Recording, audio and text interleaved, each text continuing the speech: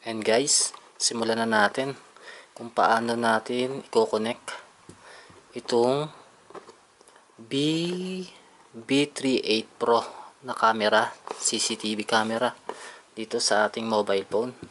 Samahan niyo ako guys kung paano natin to ikakabit at kung paano ito ginagamit.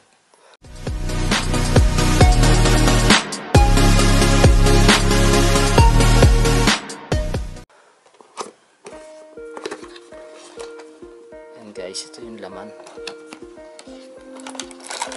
ng ako pa lang daw yung unang gagamit nito eh.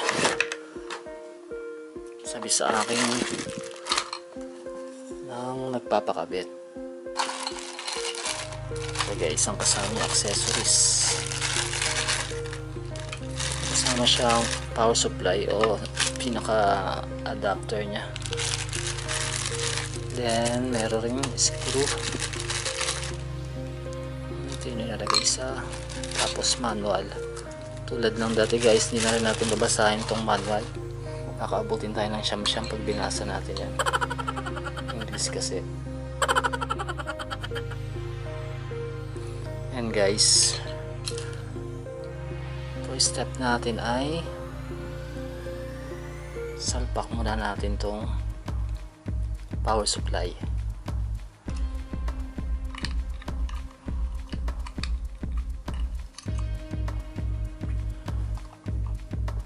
Ayan guys, ito yung itsura ng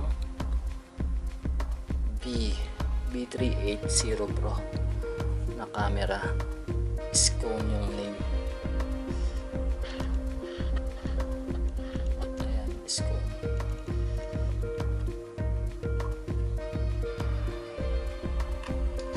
5 volts lang guys yung kanyang kailangan. Then saksak natin sa AC. Baka natin kung ano mangyayari. Tapos guys, ang kailangan natin ay ito. Mapansin nyo guys, ayan, may barcode siya. Scan. Ayan, nagsalita na siya. Sige. Ayan guys, available yan iOS o kaya Android. Sa Play Store guys, download lang natin o kaya scan lang natin dyan itong pinaka barcode. Ako kasi meron na akong naka-ready sa aking mobile phone na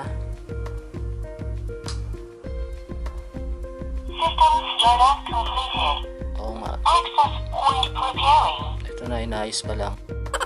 Access point ready. Ito guys, ayan, meron na akong B38 Pro. Open lang natin yan. May account na ako nito guys eh, pero papakita ko pa rin kung paano yung gumawa ng account. Ayan, i-allow nyo lang yan. Allow. Tapos waiting kayo dyan.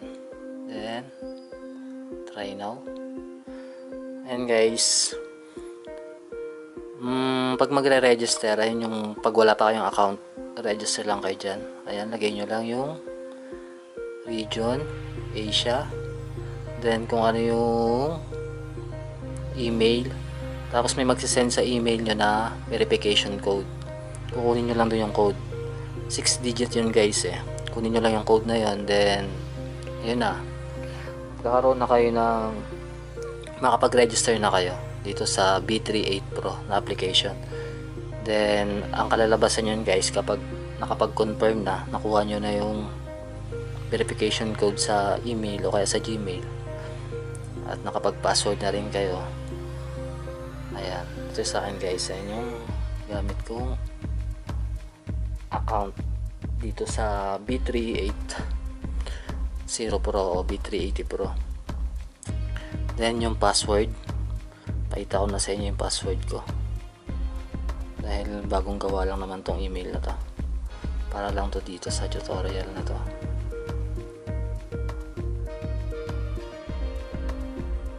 Ayan guys, mapansin nyo, ayan yung itsura. Tapos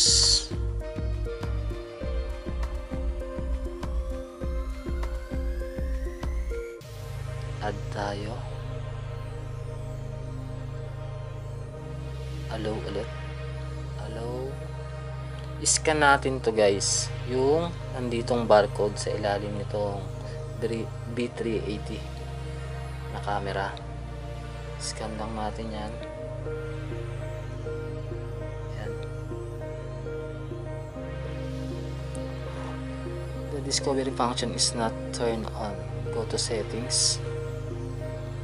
Kaya pala. Allow only while using apps. Try lang natin guys.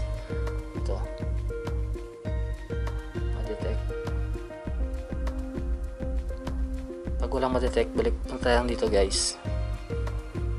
Sa Wi-Fi smart camera. Tapos API hotspot connection. Ayan. Ilagay nyo kung ano yung gamit yung Wi-Fi sa bahay nyo. Sa akin ito, Mr. Rin. Tapos yung password.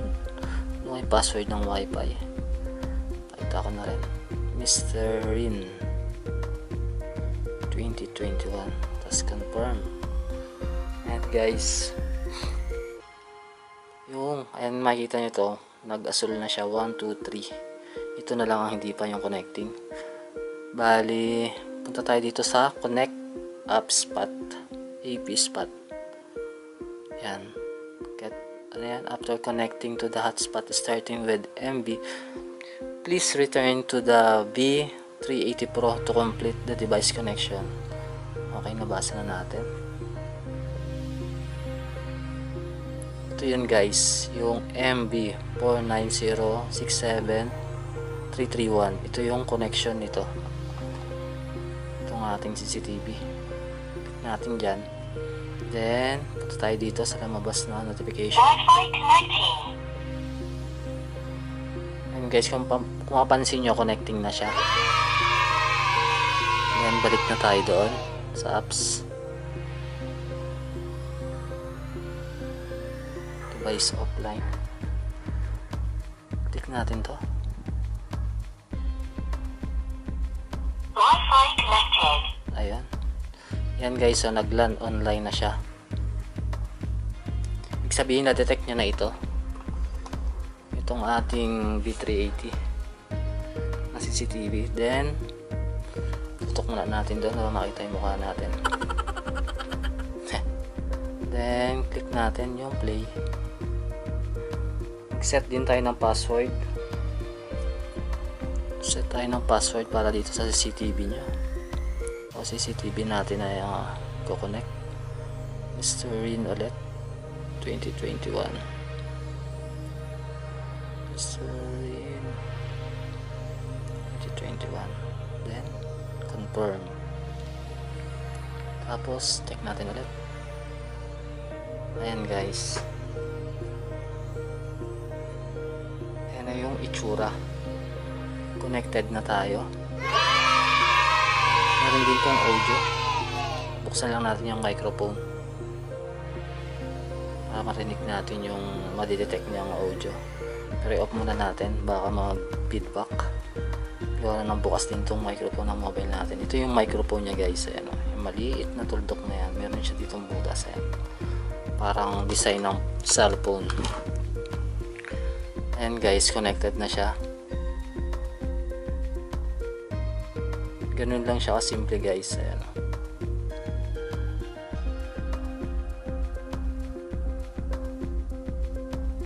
Pwede rin i-zoom. Pwede rin natin i-full screen. Ayan. At pwede pa tayo magdagdag ng iba pang device na camera. Pwede pa tayo magdagdag dun. Ngayon guys, testing natin siya sa labas para mas malinaw. Lalabas muna ako.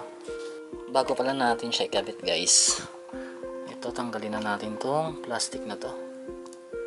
Ayan yung nakalagay, remove the film before first use. Tayo pa nga lang unang gumamit nitong CCTV na ito. Yan. Guwapo. Yan guys, kakabit ko muna siya sa labas para mas maliwanag. Ang dilim kasi dito sa kwarto.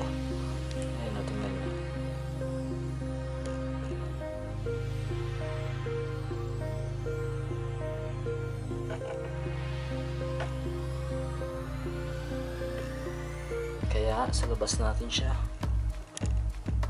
ikakabit. Okay guys, wait muna. Kabit ko muna siya sa labas. Ayan guys, nalagay na natin siya sa labas. Pinatong lang natin. Then punta ulit tayo sa application natin.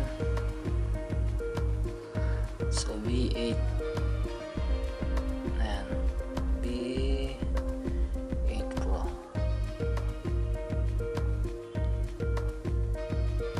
Ayan, loading. Then click natin. Ayan guys. Pinatong ko lang siya dyan. Pansamantala lang naman yan eh. Testing natin. Baba. Malinaw din siya guys eh. Basta nakapokus lang. Ayan. Lalaki niya. Pindot mo yung snapshot. Ayan guys. Ganyan lang siya kasimple. Meron ka ng instant na CCTV sa mobile phone. Lalo na sa panahon ngayon. Kailangan talaga yan. Ayan. Pwede rin yan natin lagyan ng audio. Ayan. Lakas ng hangin sa labas.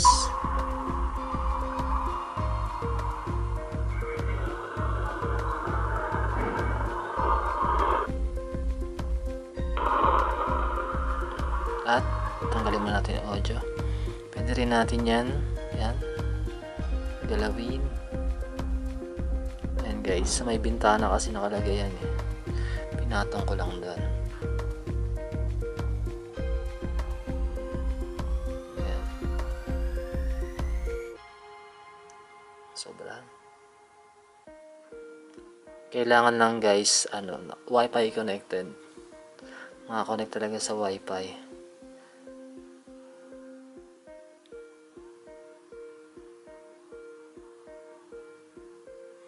Ayan guys, ganyan lang kasimple ang pagkabit o pag-connect nitong B380 Pro na CCTV sa mobile phone. Ayan, may instant CCTV sa mobile phone. Pwede rin yan i-zoom guys. Dandahan nga lang kasi ayan, sobrahan nga.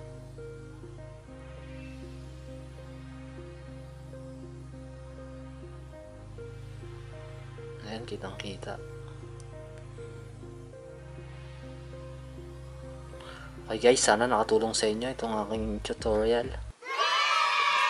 Hanggang sa susunod nating video guys.